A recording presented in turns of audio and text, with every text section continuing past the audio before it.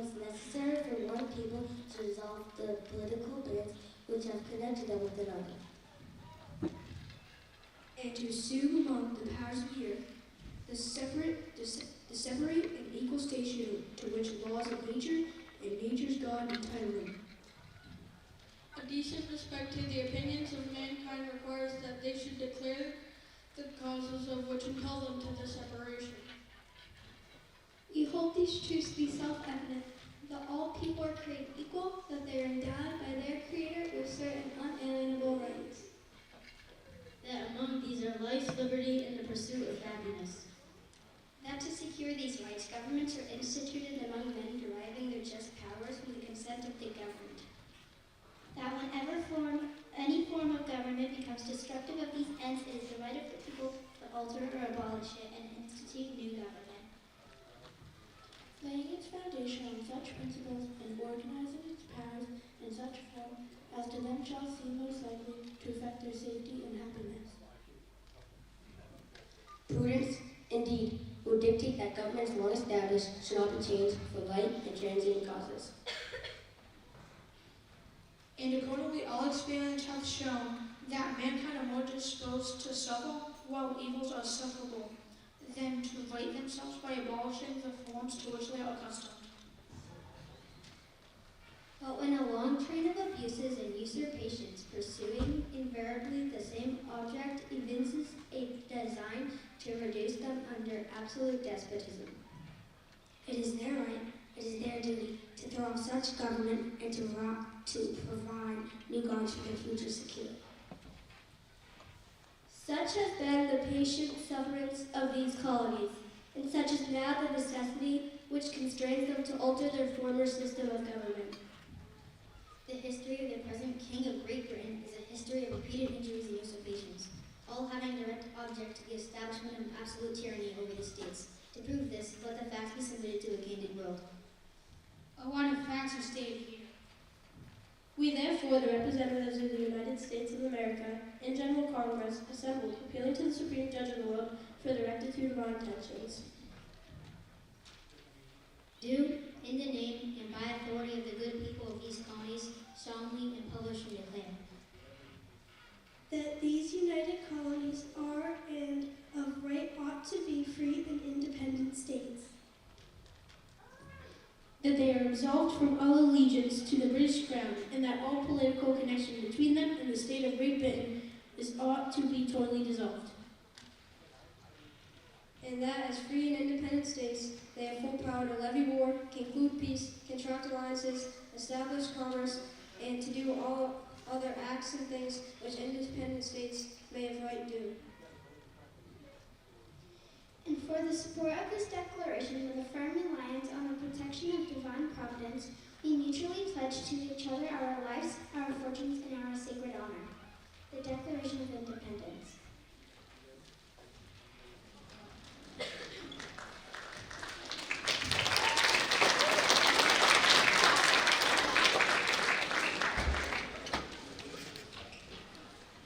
There, he said, signing his name. Big, bold, fat. King George won't need spectacles to see that.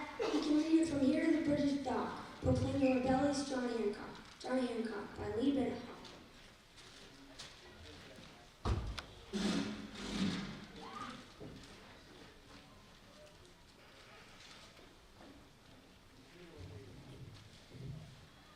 Tea Overbook, The Boston Tea Party, 1773. Act 1, Scene 1, Shop in Boston, Massachusetts, June 1773. John Hancock, welcome to my shop. What can I get for you today? We just got some beautiful new things from England, and you know, I can sell you tea at a much lower price than anyone else. Yes, I heard that you've been picked to sell tea for the East India Tea Company. It's quite an honor, really. So you can sell tea at a lower price than Americans can? Yes, isn't it wonderful? But I'm surprised that more people aren't coming in to buy tea. Maybe they don't like King George telling them whom they can buy tea from and whom they can't. That's not true. They can buy tea from anyone they want to. It's just that the East India Tea Company can't sell its tea for the very lowest price. Then there's the tax on tea. Some people might have problems with that. Some people might not like to buy tea that's been smuggled in. Smuggling is against the law. The colonies are British, but we have no voice in the British government. We have no say over taxes or how they are spent. That's not my fault. You could stop selling tea from the East India Tea Company. You could stop causing trouble for merchants like me. I couldn't do that, but I could stop buying anything from merchants like you. Good day, sir.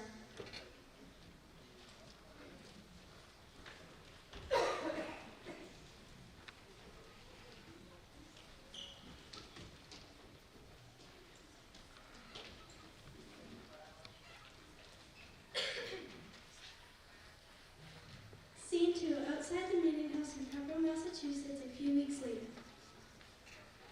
Ladies, you're here today to speak out against the tea tax. Down with King George! No more taxes! We need to do more than speak out. We need to do something. Burn the tea! Did everyone bring their British tea? Yes! Dump it on the steps of the meeting house. Show King George how we feel about his taxes.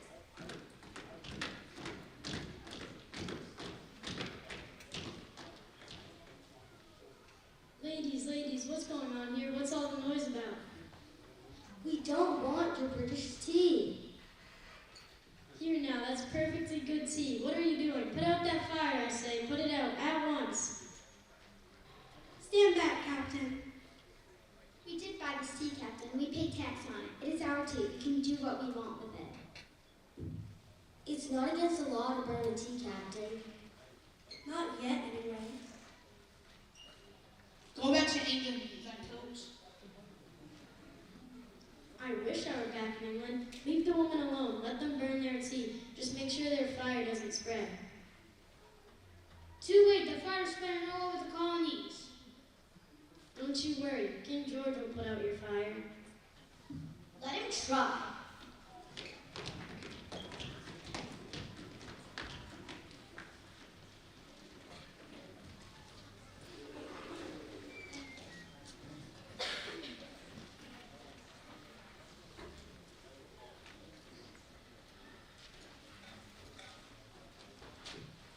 Act 2, Scene 1.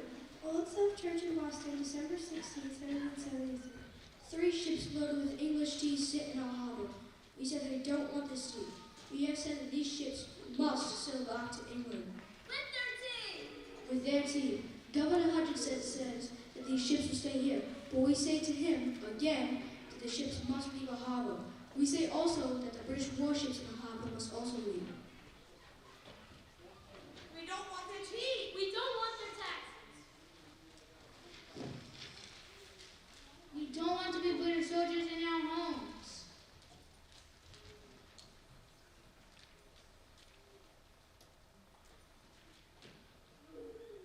Governor Hutchinson has left town. We have our answer. Do we want their tea? No, to the harbor!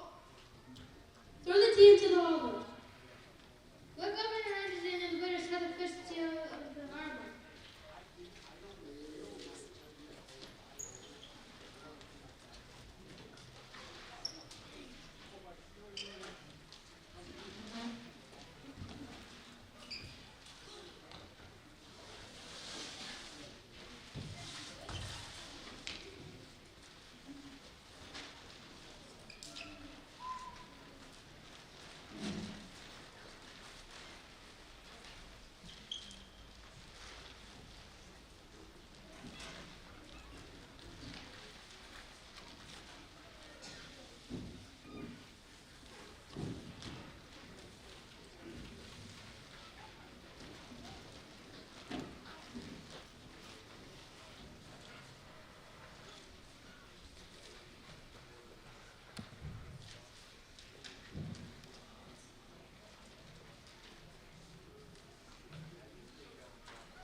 Scene 2, Sarah and John Fulton's house in Boston later that night. Now remember, nobody takes any tea. You dump it all overboard. Here, we'll rub coal dust on your face and hands. Wrap yourselves in these blankets. Do you think the British know what we're up to? Not a chance.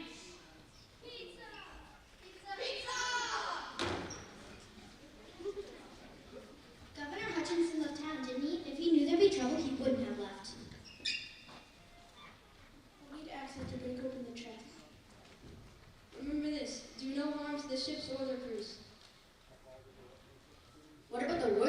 they stop firing on us? It starts tonight. We'll have to get to the ships quickly. They won't fire on their own ships. Come over here, John Fulton. You need more coal dust on your face. You better come back to me safe and sound. Don't worry, the British won't know what hit them. We'll follow you down to the harbor.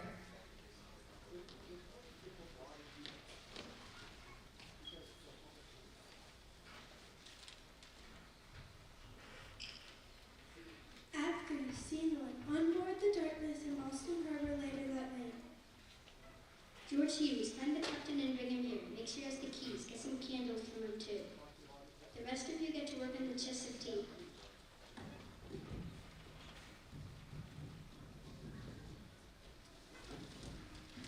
Good evening, Captain. May I have your keys? You may. I only ask this of you. Do not hurt my ship or my men. You have my word. Our fight is not with you or any of your men. Hold on, what did you just put in your pocket? Nothing. We said we take no tea. Not almost 400 tea into the harbor. Nobody's gonna miss this little bit of tea. We are not thieves. Empty out your pockets. Good. Now throw them overboard. Let him swim back.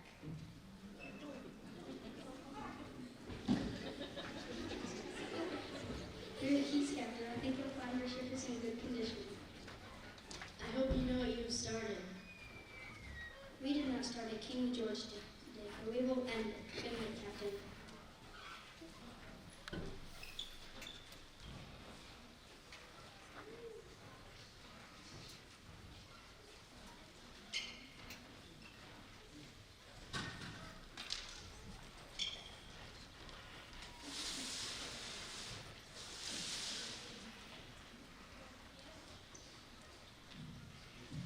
Scene 2, the Fulton's house later that night.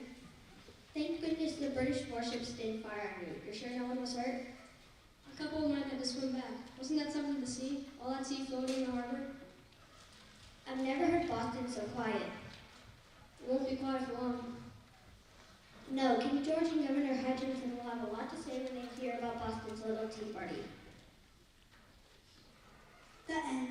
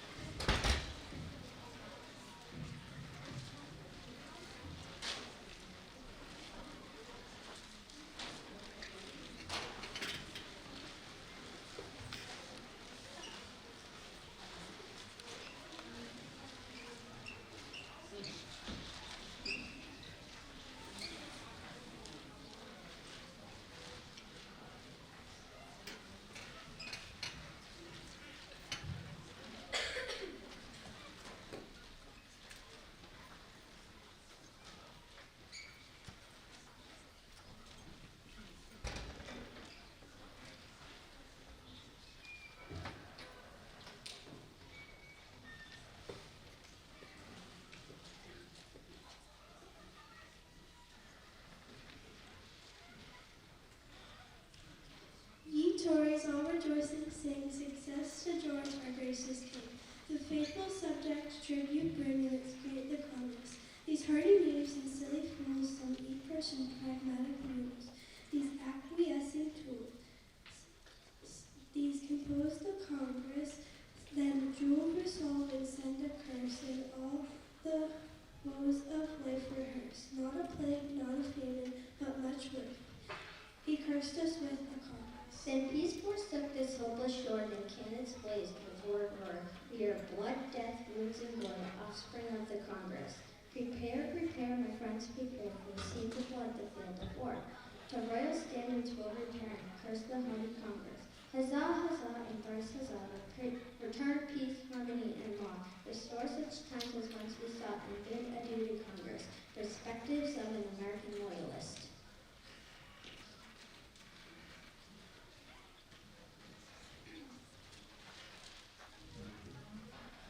The Punishment by Jacob, Melina, Sophia, and Brady. Act 1, Scene 1, King George III's office, 1774. Parliament was done with the colony's antics. The British could tolerate strongly worded letters and boycotting. But dumping 342 crates of tea overboard really was pushing their limits. Someone was going to pay. The king was furious. He had to do something about it.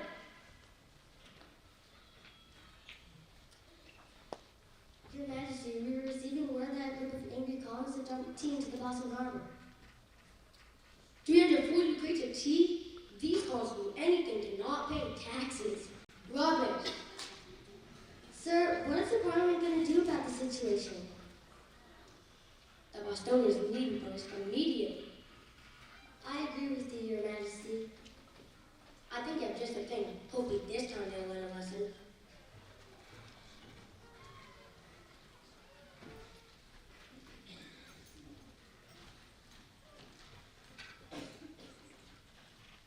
Act 1, Scene 2, Parliament decides, March 28, 1774.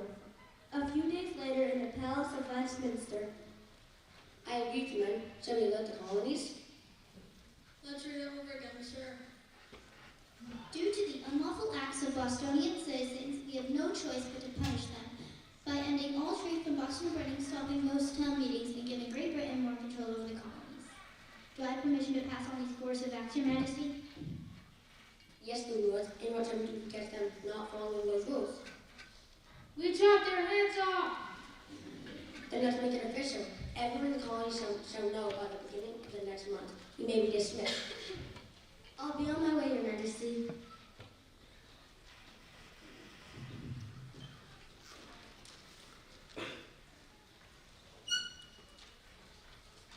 Act 2, Scene 1, in Boston, 1774.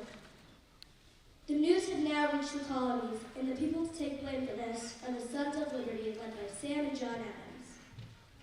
The coercive acts? What? Don't read that, John. I want to read that. Looks like the Parliament wasn't very happy about this.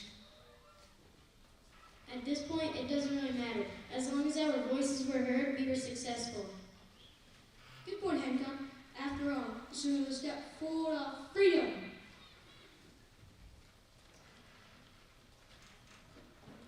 Wow, the king went extreme on this one. Parliament is stopping all trade from the harbor by shutting it down. I'm not very surprised. It was a very big risk to have a little tea party. The king's reaction does seem a bit extreme, though. A bit? He has closed our harbor. He has stopped our town meetings, and he's given himself more power to control our government. I do agree. I think that there is only one thing we can do. What would that be? We must gather the Congress. The end.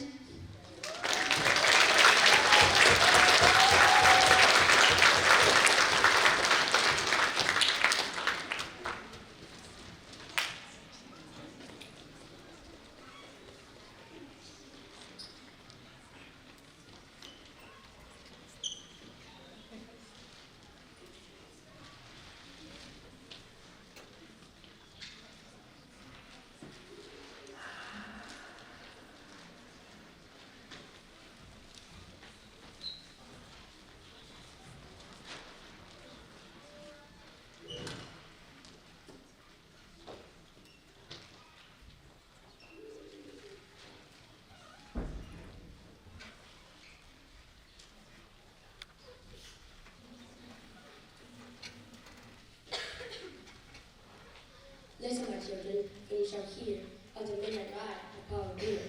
On the 18th of April in 75, hardly a man is now alive. Who remembers that famous day and year?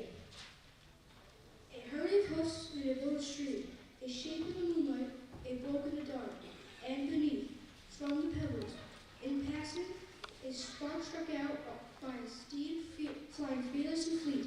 That was all, and yet through the gloom and the light, the fate of the nation was writing that night. And the spark that struck out by that steed, in his flight, kindled the land into flame with its heat. So through the night rode Paul Revere, and so through the night went his cry of alarm to every Middlesex village and farm. A cry of defiance and not fear, a voice in the darkness, a knock at the door, and a word that shall echo forevermore. For born on that night, wind of the past, helpless and pearl in need, the people will listen to Lincoln and hear the hurrying hoofbeats of that steed and the midnight message of Paul Revere. Paul Revere's ride, Henry Wadsworth Longfellow.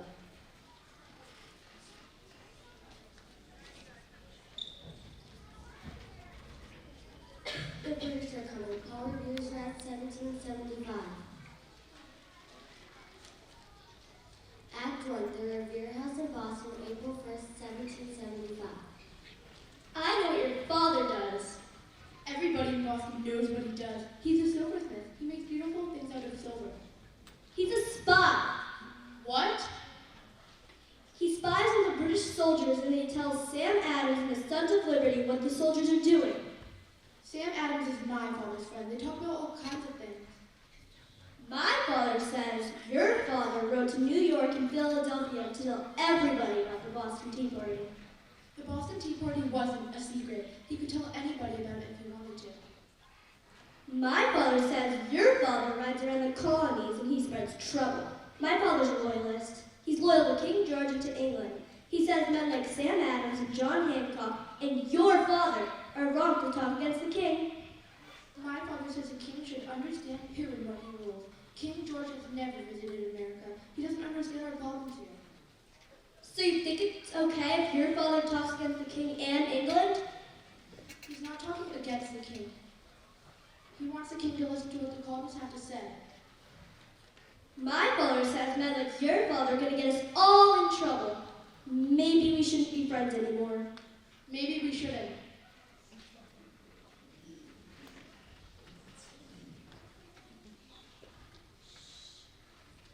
Act 2, Scene 1, the Revere House, April 18th, 1775. Sarah and Jane Harrison still aren't speaking to each other. Jane's father still hasn't gotten over the tea party. He lost almost 50 chests of tea. That was a lot of money. I've told all the children that they may lose more friends. I haven't told them that we may move over to England soon. Maybe it'll come to that. I hope it doesn't, but we've got plenty of guns and powder stored in Concord, just in case. Do you think Sam and John are safe in Lexington? And if the British find them, will they really be sent to England to stand trial? King George wants to show everybody he's in charge here. I've started buying extra food and knitting more socks for everybody. Sorry to bother you, but it's important. Come in, would you like some coffee? No time. The British are about to march to Lexington to grab Sam and John. We think they found out about the weapons in Concord too. We need you to ride to Lexington and Concord and warn everybody. Are the British marching out Boston Neck, or are they going to row across the Charles River? We don't know yet. If it's by Boston Neck, hang one lantern in Christchurch Tower. If it's by the river, hang two. Be careful, the British know who you are.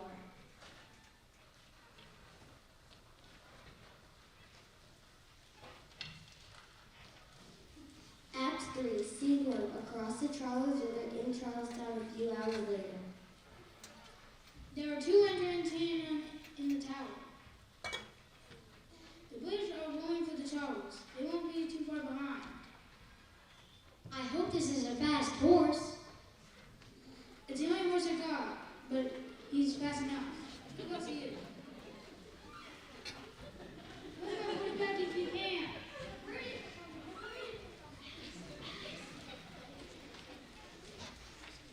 Scene 2, near Lexington a few minutes later.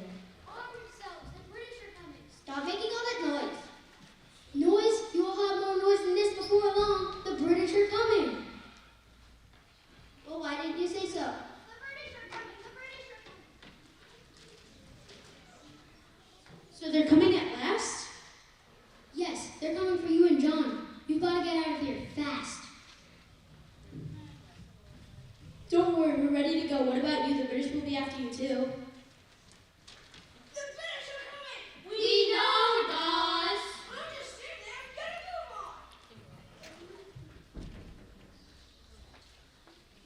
I came in a different way in case you didn't make it. I'm glad to see you did. The British know about the guns in Concord. We've got to warn the Americans there. Let's go then!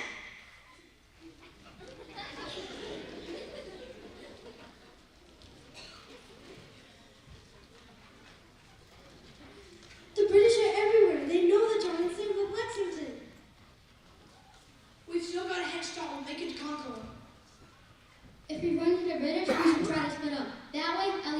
us should be able to make it to Concord.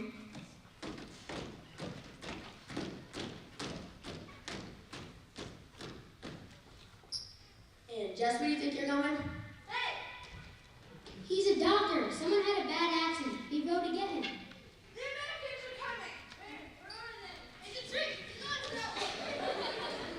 He's not going anywhere. Not in this horse anyway. I need a new one. It looks like I got just the one.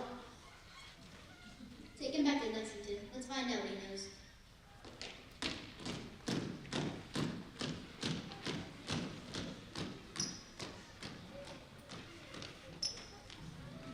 Scene 3, Lexington a few minutes later.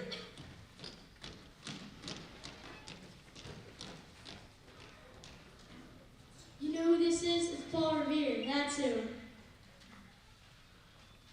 Say, it's a little late to be delivering silver teapot, isn't it, Revere? I couldn't sleep. I thought I'd take a little ride. You thought you'd take a little ride to one of your pals, Santa John, that were after them?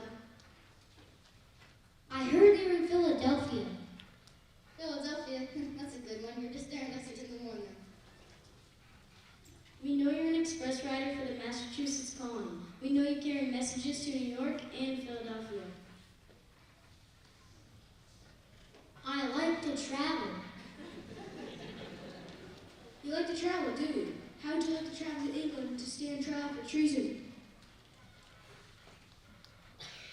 I haven't done anything wrong. What are you doing? It's a conquer now. The Americans are attacking us.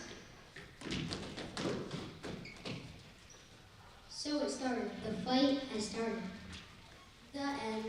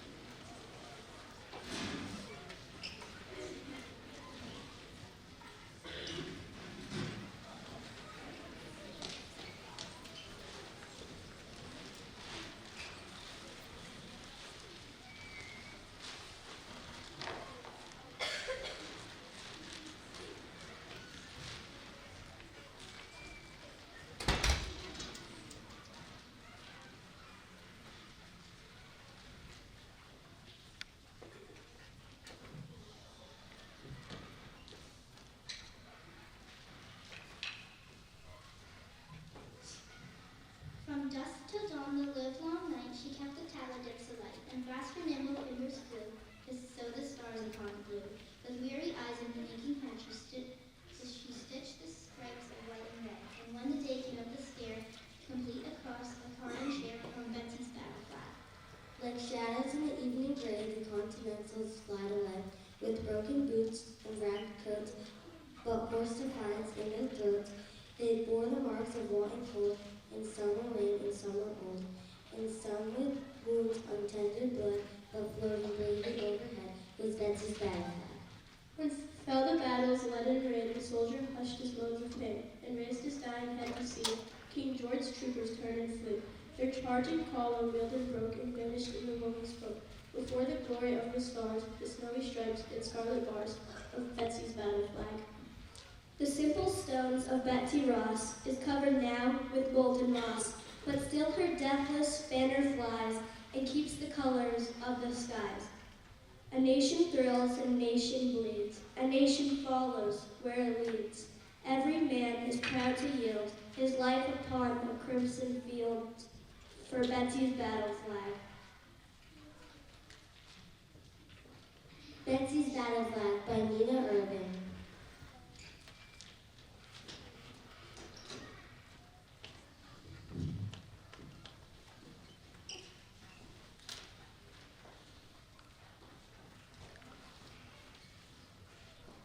Betsy Ross, seamstress for the mission.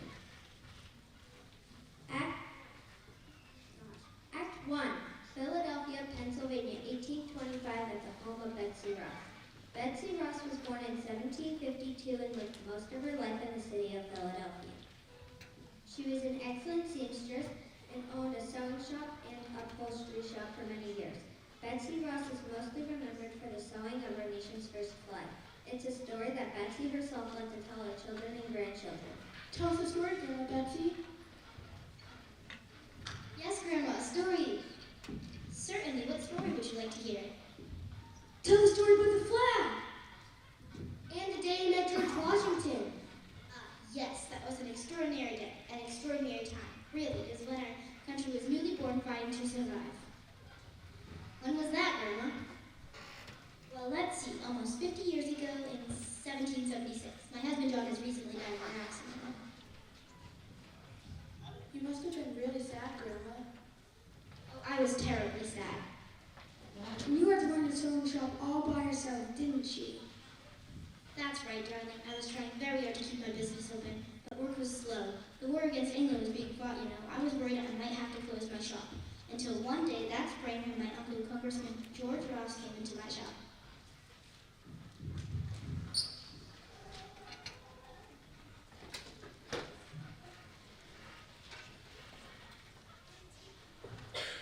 Act 2. May 1776 inside Betsy's sewing shop in Philadelphia. These shirt ruffles are tricky to make. What's that commotion outside? It's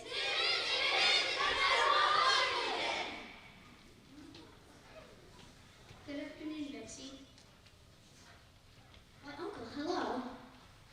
I'd like to introduce General George Washington of Virginia, the Commander-in-Chief of our Continental Army, and Robert Morris, my fellow Pennsylvania Congressman. Well, it's an honor to meet you, General Washington, and your Congressman Morris. Pleased to meet you, Mrs. Ross. How do you do, Miss Ross? Mrs. Ross, I was terribly sorry to hear about the death of your husband. I know times must be hard for you right now, but we have a great favor to ask, and it must be kept secret. A secret? Well, I can certainly keep a secret.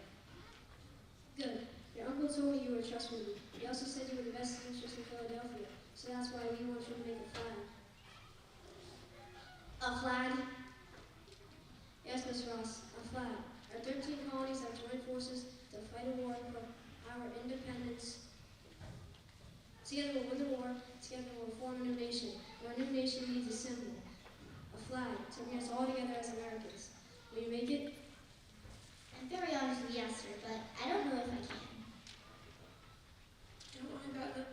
Don't worry about the money, Miss Ross. We'll give you all you need. Oh, it's not the money, sir. It's just, I've never made a flag before, but if you wish, I can try. Good. Now take a look at this sketch on here. What do you think? That's a lovely flag, General. It's very square. Oh yes, most flags are square, Miss Ross. Yes, I guess they are. But look at these stripes, General. Maybe they'd seem bolder and brighter if they were longer. Betsy, I'm sure the General doesn't want to hear. No, she has an interesting point. Longer stripes would look better. I like the idea of having 13 stars and 13 stripes. Yes, I thought that would be nice. You know, one star and one stripe for each of the 13 colonies. But what about these stars, General? Maybe they'd look nicer if they were arranged in a shape. I don't know, maybe something round.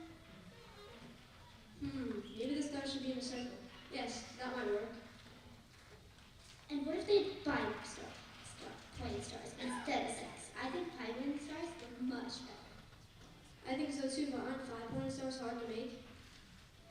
Actually, General, a five-pointed star is very easy to make. It is? Oh, yes, let me show you.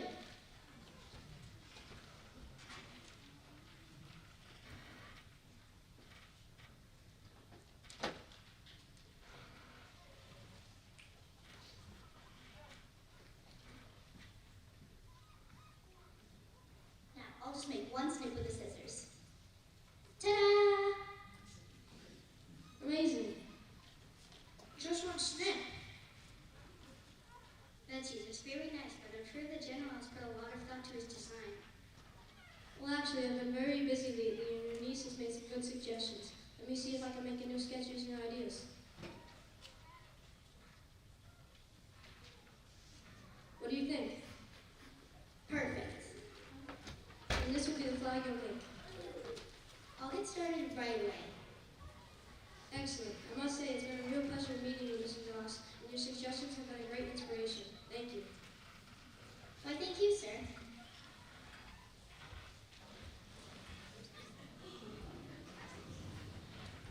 Immediately after the men left her shop, Betsy started working on the flag. She bought the materials she needed and even borrowed a flag to study how it was made.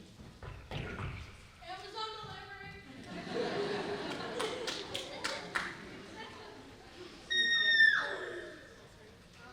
And in a very short while, the flag was completed and approved. George Washington and the others liked it so much that Betsy received a contract to continue making flags for the government.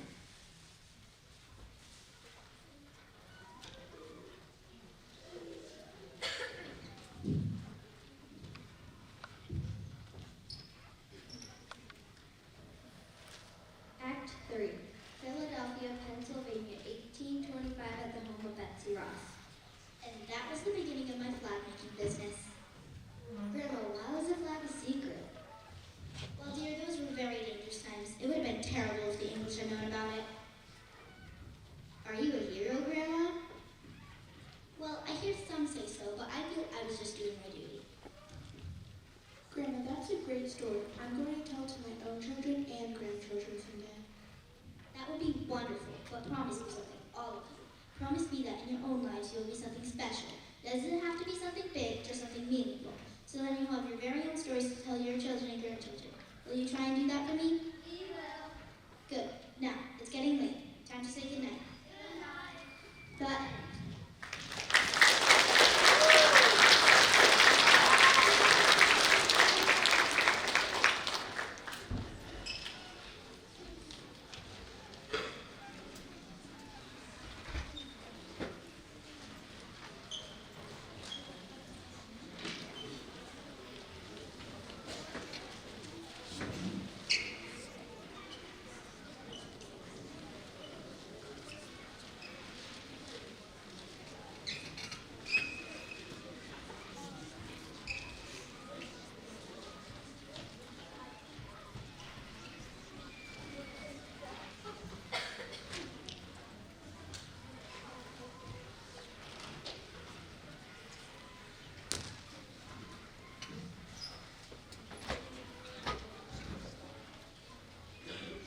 What makes the nation's pillars high and its foundation strong? What makes it might to defy the foes that round it throng? It is not gold, its kingdoms grand, go down in battle shock. Its shafts are laid on sinking sand, not on abiding rock. Not gold, but only men can make a people great and strong. Men who for truth and honor's sake stand fast and suffer long. A nation's strength, Ralph Waldo Emerson.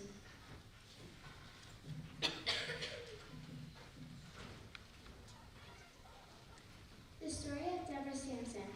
Scene 1, the main street of a small Massachusetts town. The 21-year-old Deborah Sampson is a school teacher. The year is 1782. Deborah is walking home from school when she meets a friend, Matthew Brown. He has just been sent home from battle in the Revolutionary War. Matthew, how good it is to see you. What happened? I was badly wounded, so they sent me home. I didn't want to go, though. George Washington needs all the men he can get. The big battles may be over, but there is still plenty of fighting to be done. I just wish there was something I could do. Well, some women are helping in the camps. I don't want to help, I want to fight. Fight? But you're a woman, and women can't be soldiers. Why not? I'm strong, and I can ride as well as any man. I love my country just as much too. You haven't changed, Deborah. You're still a dreamer.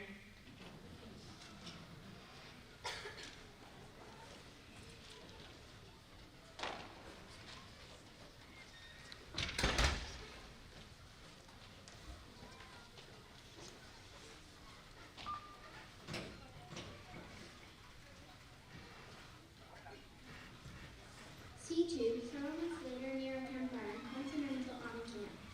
None of the other men around the campfire know it, but the young soldier who calls himself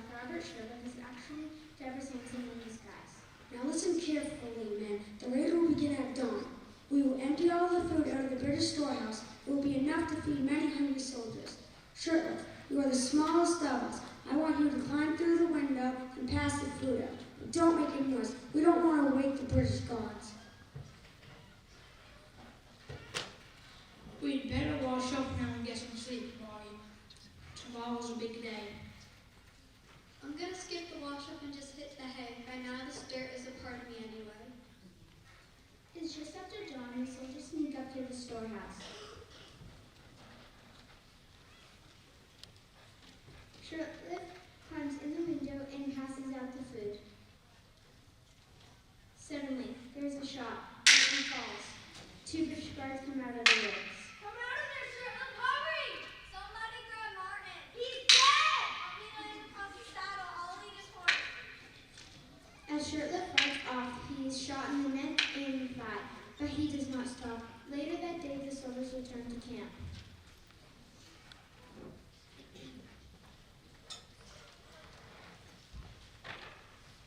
Any other wounds, young man? No, doctor. But what about that leg of yours? No, it's fine, doctor. Please, I'll just go back to my tent now. Very well, if you're sure. Alone in his tent, Shirtlift pulls out a knife and starts to cut the bullet out of his thigh. Be brave, Deborah. You might not let them find out you're a woman. If they do, it will be the end.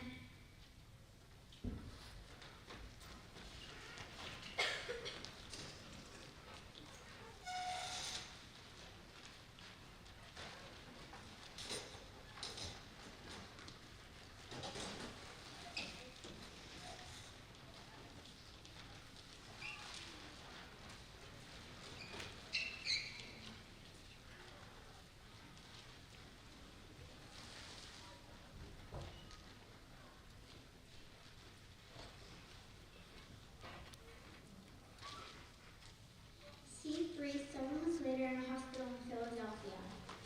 Shirtlift is now an aide to General Patterson. On a trip to Philadelphia, Shirtlift has fallen sick with a fever. While he is asleep in the hospital, he's examined by Dr. Benny. Why, this soldier is a woman. Quickly, put this patient in a tent by himself. He's very, very sick. Dr. Benny does not tell anyone about his discovery, not even Deborah. When she is feeling better, he takes her to his home and introduces her as the brave soldier Robert Shirtlift.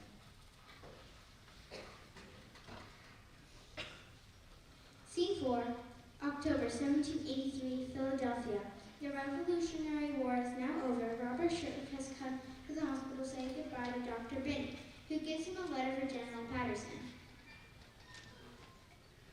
Take care, Bobby, and remember, be true to yourself, just as you've been true to the cause of freedom. Thank you, Dr. Benny. I won't forget. Goodbye. Shirtlift delivers the letter to General Patterson. The letter tells him that Shirtlift is really a woman. Is this true? I am woman, hear me roar. What will happen if I say yes? Don't worry, Bobby, or whoever you are. You've served your country well. I only have thanks for you. Then yes, it is true. I am a woman. My name is Deborah Sampson. Before she returns home, Deborah is given an excellent record of service. The following year, she marries and starts a family. She also travels around the country telling her story. In 1827, Deborah Sampson dies, the only woman to have served as a soldier in the Revolutionary War. The end.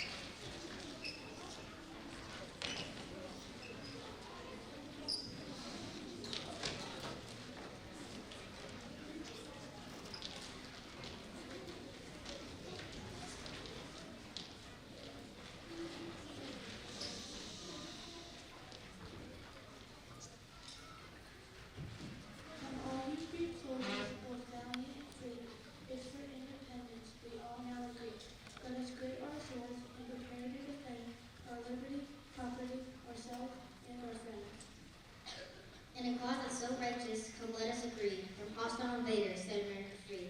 The cause is so glorious we do not need to fear, for from merciless tyrants we'll set ourselves clear.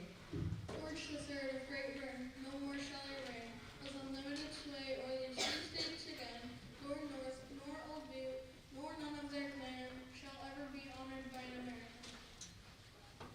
And now, brave Americans, since it is so that we are independent, will have them to know that united we are and united we'll be, from all British tyrants we'll try to keep free. Excerpts from On Independence by Jonathan Sewell.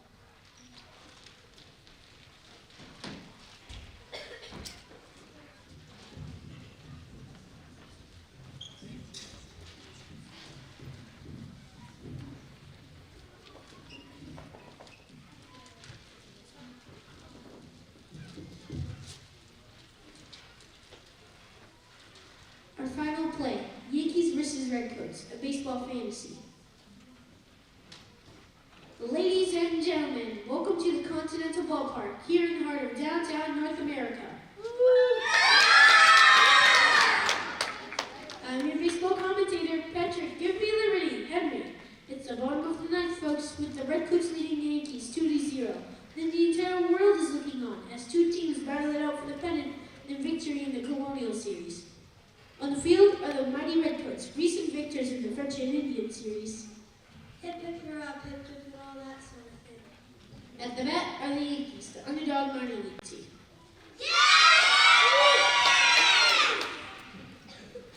In the field for the Redcoats are some fancy generals. At first base is General William Howe, a general nuisance. Second base is held down by General John Burgoyne. Second base is held down by General Richard Howe, a general bore. At third and on the mound we have General Thomas Gage, a general disaster.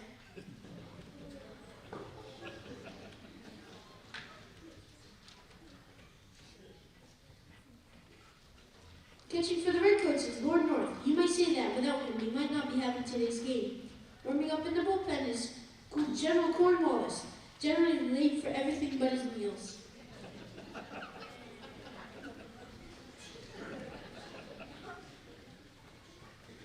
say, boys, let's have a go at it, shall we?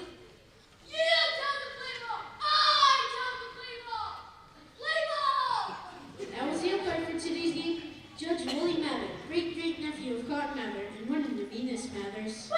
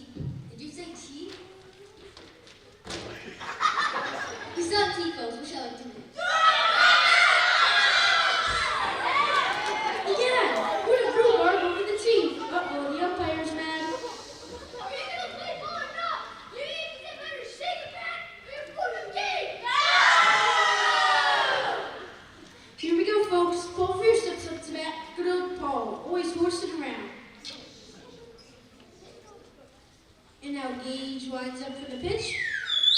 It's a fastball.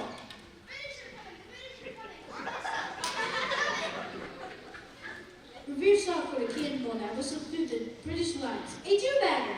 Maybe the Yankees will get the 3 runs they need this inning. Here comes George Washington, and listen to this fan.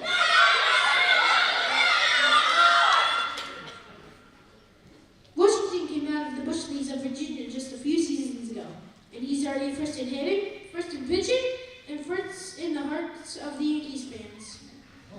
Gage is winding up. There he goes, a curve to Washington.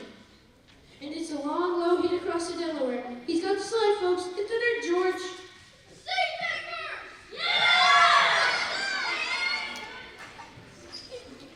To Manon, and Green is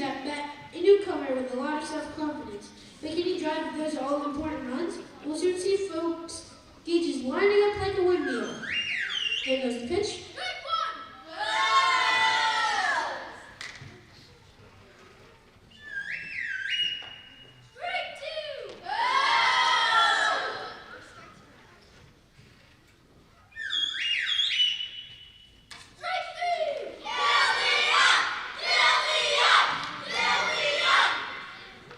One out for the Yankees. Now it's time for all good men to pitch in the game for their team. Speaking of good men, here comes Nathan Hale, well known for his sacrifice tactics. Let's see what he does, folks.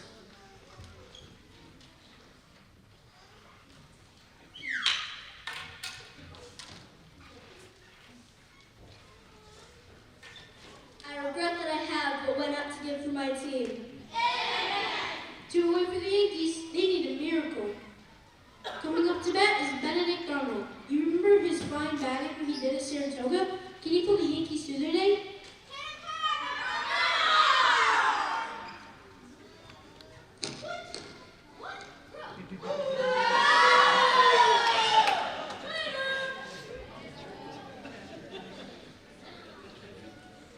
Did you see that?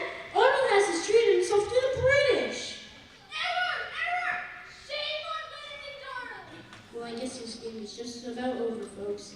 2 outs and the British 2 up on the Yanks. Wait a minute, folks. Here's a pinch hitter. It's a Frenchman named Lafayette, traded from Paris.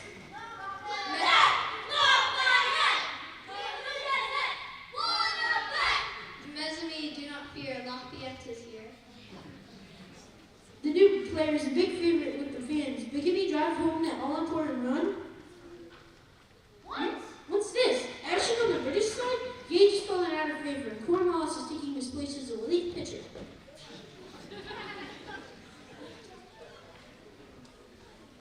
Hip hip hurrah, pip pip and all that rot.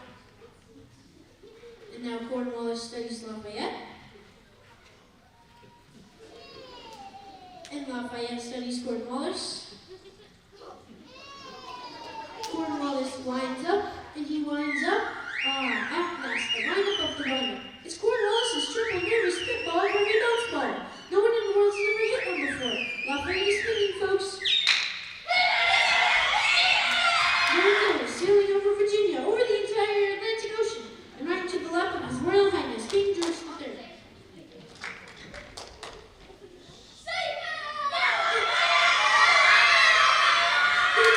Those hometown boys scored 3 runs on Lafayette's homer, winning the series and getting that coveted Kelowna